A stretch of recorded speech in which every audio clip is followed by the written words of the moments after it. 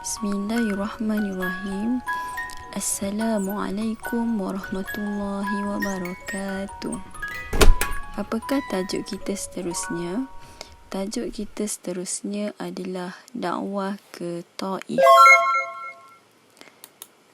Pada bulan Syawal tahun ke-10 kenabian, Nabi Muhammad ke Taif dengan ditemani oleh Zaid bin Harisah. Tujuan Nabi Muhammad pergi ke Taif adalah untuk mengembangkan ajaran Islam. Tahukah murid-murid berapakah jarak perjalanan Nabi Muhammad ke Taif? Jarak perjalanan Nabi Muhammad SAW ke Taif ialah sejauh 85 km. Nabi bertemu Bani Saqif dan menerangkan tentang ajaran Islam. Namun begitu, Bani Saqif menolak dakwah baginda secara keras. Bukan itu sahaja, penduduk Taif telah menghina dan menzalimi Nabi Muhammad SAW. Baginda dilempar dengan batu sehingga berdarah buku lali. Dalam kalangan penduduk Taif, hanya seorang sahaja yang beriman, iaitu Adas. Adas merupakan hamba beragama Nasrani. Tahukah murid-murid, walaupun Nabi Muhammad SAW diperlakukan dengan begitu zalim, Nabi Muhammad SAW tetap bersabar dan tabah. Baginda langsung tidak menaruh perasaan dendam.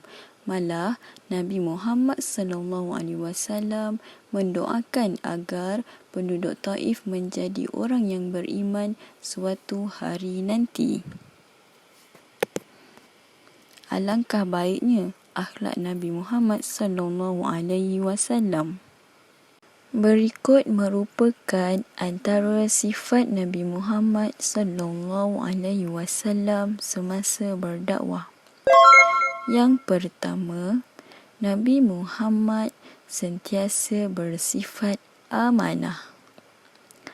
Yang kedua, Nabi Muhammad sentiasa bersifat halim. Tahukah murid-murid apakah yang dimaksudkan dengan bersifat halim? Bersifat halim bermaksud Nabi Muhammad sentiasa berkelakuan sopan ketika berdakwah.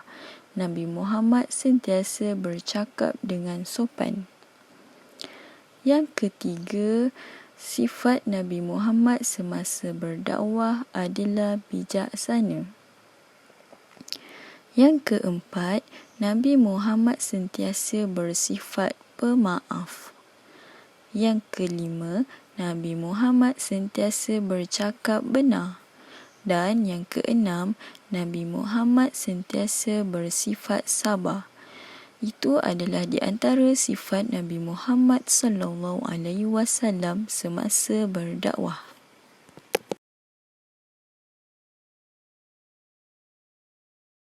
Baiklah murid-murid, seterusnya marilah kita mempelajari tentang hikmah dakwah secara terbuka.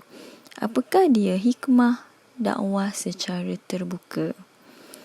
Hikmah dakwah secara terbuka antaranya ialah yang pertama, umat Islam berani menegakkan kebenaran. Yang kedua, bilangan umat Islam bertambah ramai. Yang ketiga, umat Islam bebas menyampaikan ajaran Islam. Yang keempat, agama Islam tersebar luas. Dan yang kelima, keimanan umat Islam bertambah mantap. Baiklah murid-murid, itu sahaja di antara kisah dakwah Nabi Muhammad SAW pergi ke Taif bertujuan untuk mengembangkan ajaran Islam. InsyaAllah kita akan sambung lagi pada minggu hadapan. Wabillahi taufiq wal hidayah. Wassalamualaikum warahmatullahi wabarakatuh.